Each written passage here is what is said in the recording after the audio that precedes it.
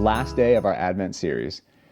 I'm Pastor Kyle, and I hope it's been a blessing to hear from so many people right here in our own church as we step toward the most magical day of the year, Christmas. Never forget the reason for the season and how much of a gift we have in a Savior and King named Jesus. So let's jump into our final day.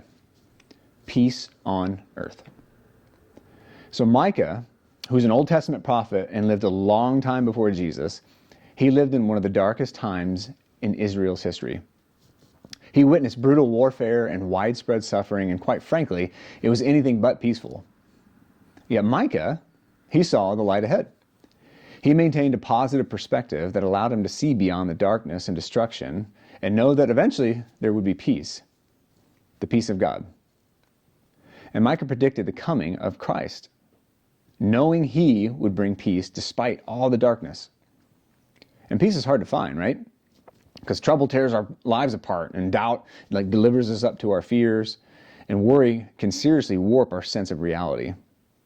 And before we know it, we're trapped in the chaos of day-to-day life, and then panic can take over. Yet Christ came to be our peace.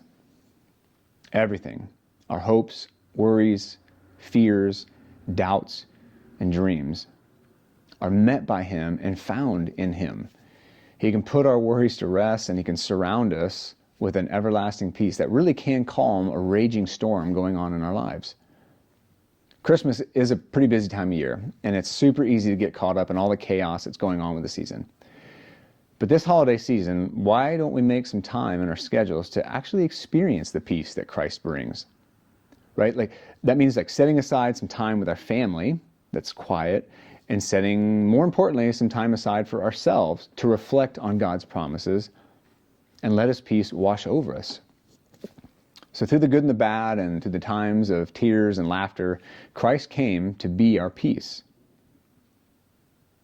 So think about this. In the middle of our busy schedules, and even sometimes maybe those broken moments, Christ is our peace. So the question to ask yourself, in what areas of your life do you need to feel that peace? How can you work to surrender your worries, your doubts, and your fears to God so that you can actually experience that peace? Because here's what Scripture says, our last one for this series, from Micah chapter 5, verse 5. It just says simply, he will be their peace. That's Jesus. There's a promise there that he will be our peace. And he even repeats that. John chapter 14 in the New Testament, he just says, I give you my peace. So why don't we lean into that this Christmas season? I hope you have a very blessed Christmas day, and we hope to see you again really soon.